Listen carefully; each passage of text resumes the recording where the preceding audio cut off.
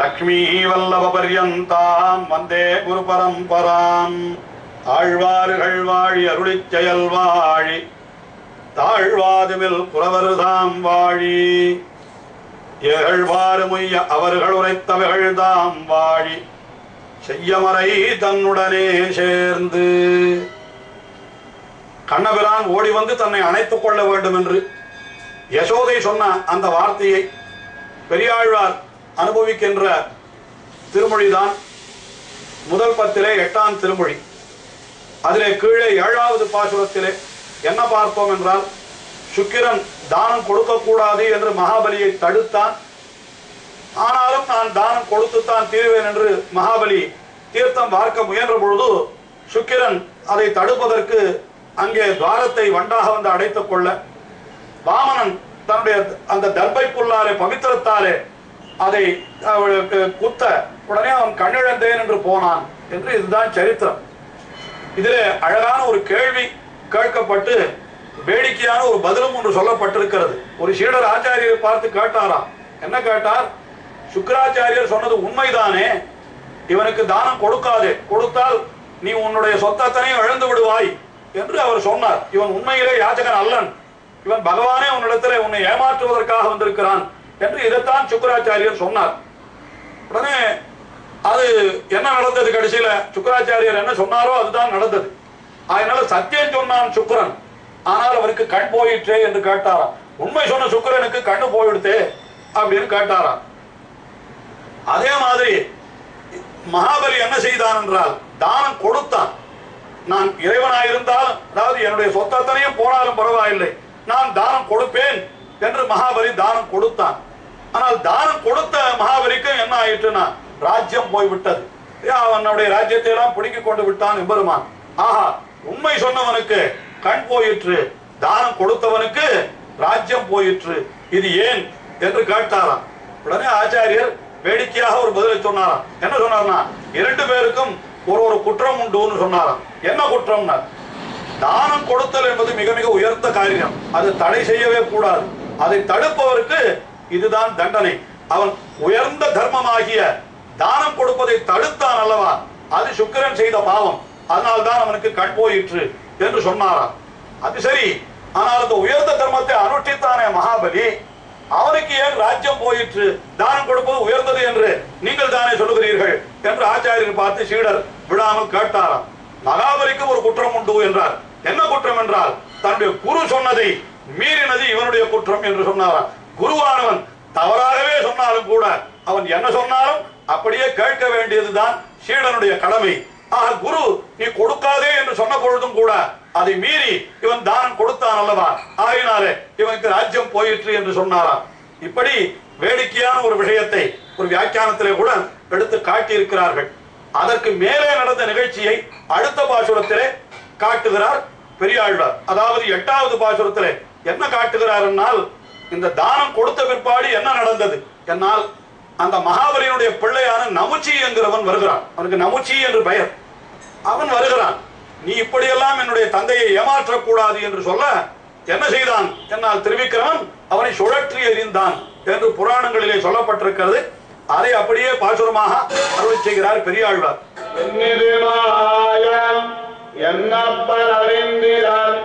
முன்னைய வண்ணமே கொண்டு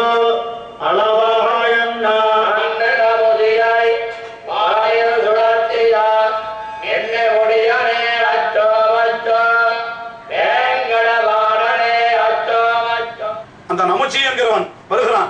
என்ன செய்கிறான் என்றால், இந்த திருவிக்கிரமன் அதாவது வாங்கும் பொழுது வாமனாய் இருந்தவன் தானம் வாங்கின உடனே ஓங்கி உலகளந்தான் அல்ல, ஓங்கி விட்டான் அல்லவா. அந்த திருவிக்கிரமனை பார்த்து அந்த நமுச்சி என்ன சொன்னானா, என்னிது மாயம், என்னப்பா இது மாயம், என் அப்பன் அறிந்திலன், எங்க தகவனாருக்கு உன்னுடைய கிருத்திரிமம் எல்லாம் தெரியாது, உன்னுடைய விஷமம் தெரியாது, இதோ தெரியாமல் ஒரு வரம் கொடுத்து விட்டார், தானம் கொடுத்து விட்டார், நீ என்ன செய்ய வேண்டும் தெரியுமா, முன்னைய வண்ணமே கொண்டு அளவாய், நீ தானம் கேட்கிற பொழுதோ எந்த வடிவோடு வந்தாயோ அந்த வடிவாலேயே நீ அளக்க வேண்டுமே தவிர. இவன் சொல்லுகிறான், என்ன சொல்லுகிறான், நான் என்னப்பா என்னுடைய காலால் அளக்கணும்னு சொன்னேன், இப்பொழுது என்னுடைய காலால்தானே நான் அளக்கிறேன் என்று சொல்லுகிறான் திருவிக்கிரமன்.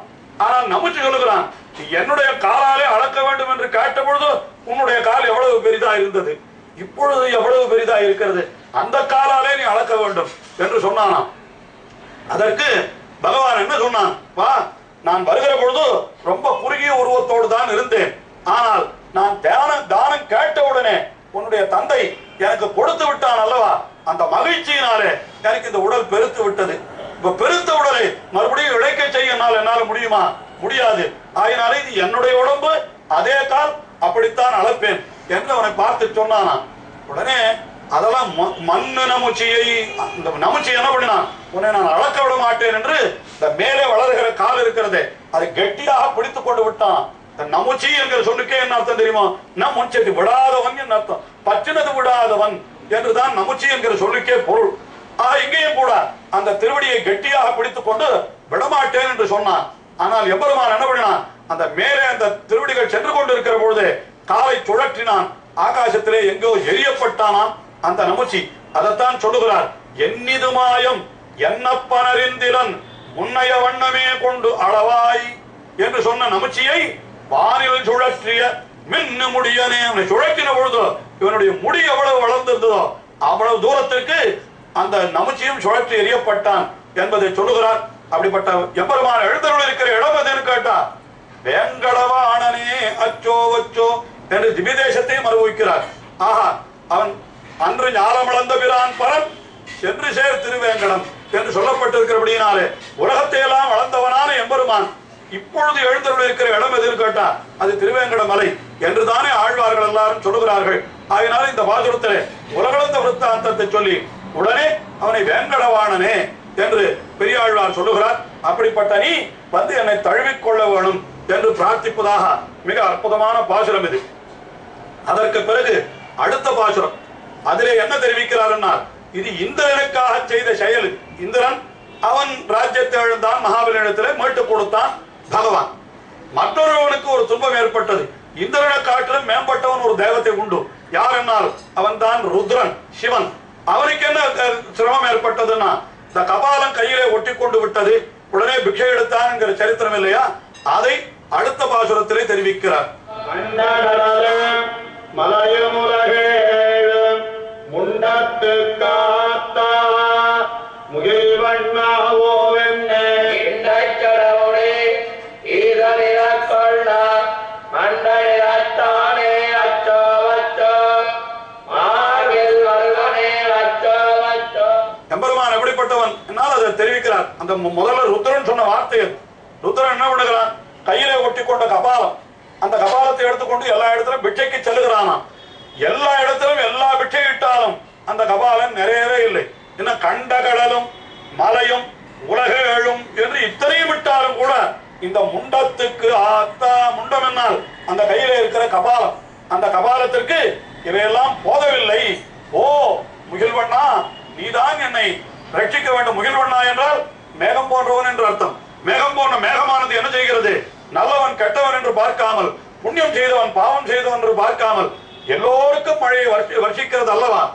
அதுபோல இங்கே நீயும் கூட இப்படி பாதகியா இருக்கிற எனக்கும் கூட அருள் புரிய வேண்டும் என்று அந்த ருத்ரன் பகவானை பிரார்த்தித்தான். முண்டத்துக்கு ஆற்றா முகில்வண்ணா ஓ என்று. இறந்தவன் யார் என்றால் இண்டை சடைமுடி ஈசன். இண்டை, இண்டை என்னால் நெருங்கி இருக்கிற சடைமுடி, அதாவது நெருங்கின ஜடைகளை உடையவனான அந்த ஈசன் இறக்கொள்ள அவன் இறந்து அந்த எம்பெருமானை பிரார்த்திக்க, உடனே எம்பெருமான் என்ன பண்ணினான், மண்டை நிறைத்தானே, மண்டையை நிறைத்தான் என்கிறார். அந்த ஓட்டை நிறைத்தான். எப்படி நிறைத்தான் என்னால் மார்பில் மருவனே என்று அதையும் தெரிவிக்கிறார். தன்னுடைய திருமார்பில் இருந்து அப்படி ஸ்வேதம், அந்த வியர்வை எடுத்து அதில் அப்படி தெளித்தானாம் பகவான். உடனே அவனுடைய கையில் இருந்த கபாலம் அப்படியே அது கையை விட்டு அகன்று விட்டதாம். இந்த சரித்திரங்கள் ஏற்கனவே சொல்லப்பட்டிருக்கிறது, இன்னும் பல தடவை சொல்லவும் பட போகிறது. அங்கே பார்ப்போம். இதிலிருந்து என்ன தெரிகிறது என்னால் அவனுக்கு அந்த சாபத்தை போக்கினான். இந்திரனுக்கு மகாபலியிடத்திலிருந்து அவனுடைய ஐஸ்வர்யத்தை மீட்டு கொடுத்தார் போல ருத்ரனுக்கு என்ன செய்தான் என்றால் அவனுக்கு ஏற்பட்டிருந்த அந்த சாபம் கபாலம் கையை விட்டு நீங்கும்படியாக அப்படி செய்தான் என்ன அந்த விஷயத்தை தெரிவித்தார். அடுத்ததாக 10வது பாசுரம். அந்த பாசுரத்தில் என்ன தெரிவிக்கிறார் என்றால், இது பிரம்மாவுக்கு ஏற்பட்ட துன்பத்தை நீக்கின விஷயம் சொல்லுகிறார். அதாவது இந்திரனை காட்டிலும் ருத்ரன் மேம்பட்டவன், ருத்ரனை காட்டிலும் இவன் பகவான், அதாவது பிரம்மா மேற்பட்டவன். அப்படி பிரம்மாவுக்கு என்ன ஆபத்து வந்தது என்னால் அவன் தனமாக கொண்டிருப்பது அவனுக்கு வேதம் தான். அந்த வேதத்தை அசுரர்கள் பறித்துக் கொண்டு போய்விட்டார்கள். உடனே எம்பெருமான் என்ன பண்ணினான், போய் அந்த வேதத்தை மீட்டுக் கொண்டு வந்து மறுபடியும் அவனுக்கு உபதேசித்தான் என்று ஒரு சரித்திரம் சொல்லப்படுகிறது. அப்படி உபதேசிக்கிற பொழுதோ எப்படி எந்த ரூபம் கொண்டு உபதேசித்தான் என்றால் ஹம்ச ரூபம் கொண்டு உபதேசித்தானாம். அன்னமாய் அன்று அங்கு அறநூல் உரைத்த அந்த எம்பெருமான் அன்னமாய் அருமறை பயன்தான் என்றெல்லாம் ஆழ்வார்கள் பாடியிருக்கிறார்கள். அந்த சரித்திரத்தை பெரியாழ்வார் 10வது பாசுரத்திலே தெரிவிக்கிறார்.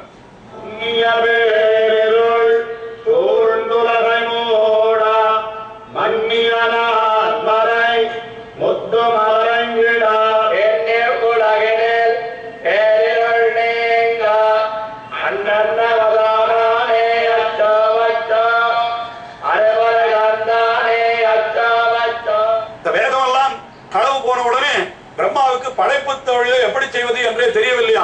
அதனால என்ன ஆகிவிட்டது, துன்னிய பேருருள் சூழ்ந்து உலகை மூடா, உலகெல்லாம் ஒரே இருட்டாக போய்விட்டது. நெருங்கின இருட்டு, துன்னிய பேருருள் உலகை சூழ்ந்து மூட. மன்னியனா அன்மறை முற்றும் மறைந்திடா, என்றைக்கும் இருக்கக்கூடிய வேதம் என்று மன்னியனா அன்மறை என்னால் அது நித்தியமான வேதம். ஆனால் அதுவும் கூட அசுரர்களாலே கவர்ந்து செல்லப்பட்டு விட்டது. அப்பொழுது எம்பெருமான் என்ன செய்தான், அந்த வேதத்தை மீட்டுக் கொண்டு வந்தான். பின்னு இவ்வுலகினில் பேரிருள் நீங்க, இந்த உலகத்தினுடைய இருளானது நீங்கும்படியாக அன்று அன்னமதானே, அன்னமாயிருந்து அந்த வேதத்தை அவன் பிரம்மாவுக்கு உபதேசித்தானா. அது ஏன் அன்னமாயிருந்தான், அன்னம் என்கிறது சாரத்தையும் அசாரத்தையும் பகுத்து அறியக்கூடியது. பாலையும் நீரையும் கலந்து வைத்தாலும் கூட அந்த நீரிலிருந்து பாலை மட்டும் பிரித்து உண்டு விடுமா. ஆகினாலே அதற்கு அப்படி பெயர் உண்டு.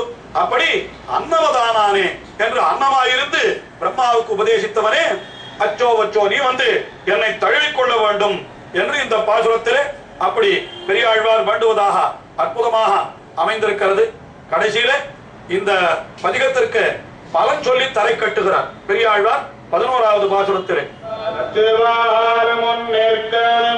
நாராயணன் தன்னை அச்சோ வருகவென்றே ஆய்ச்சி உரைத்தனார் அச்சனிவார உதுவைக்கால் பட்டங்கள் எச்சலம் பாடுவார் ஏழ்விதம் வாழ்வரே. நச்சுவார் முன்னிற்கும் நாராயணன். நச்சுவார் என்னால் அவனை விரும்புவார். யார் யாரெல்லாம் அவனை விரும்புறாளோ அவன் முன்னால பகவான் வந்து நின்றுடுவான். அப்படிப்பட்டவன் யாருன்னா நாராயணன். அந்த நாராயணன் தன்னை என்ன பண்ணினாள் யசோதை, அச்சோ வருகவென்று தழுவிக்கொள்ள வருவாய் என்று அழைத்தாள். அப்படி அழைத்தவள் யார் என்ன, அச்சோ வருக என்று ஆய்ச்சி உரைத்தன. அந்த யசோதை உரைத்தாளே, அந்த வார்த்தைகளை சொன்னவர் யார் என்றால் மச்சு அடி மாடம். அதாவது மச்சுக்கள் எல்லாம் இருக்கக்கூடிய ரொம்ப அழகான மாடங்களை உடையதான அந்த புதுவை ஸ்ரீவில்லிபுத்தூர், அதற்கு கோன், அதற்கு தலைவரான பட்டர்பிரான் அந்த பெரியாழ்வார் சொன்ன சொல் அதை நிச்சலும் பாடுவார். தினந்தோறும் பாடுபவர்கள் அவர்களுக்கு என்ன பலன் கிடைக்கும் என்றால் நீழ்விசுப்பு ஆழ்வர் என்று பரமபதத்தையும் அவர்கள் ஆளக்கூடிய ஒரு பெருமையை பெறுவர் என்று இந்த பதிகத்திற்கு பலன் சொல்லி தலை கட்டுகிறார். இன்னும் பெரியாழ்வாருடைய அனுபவம் மேலே தொடர்ந்து செல்கிறது. அதை அடுத்த நிகழ்ச்சியிலே பார்ப்போம்.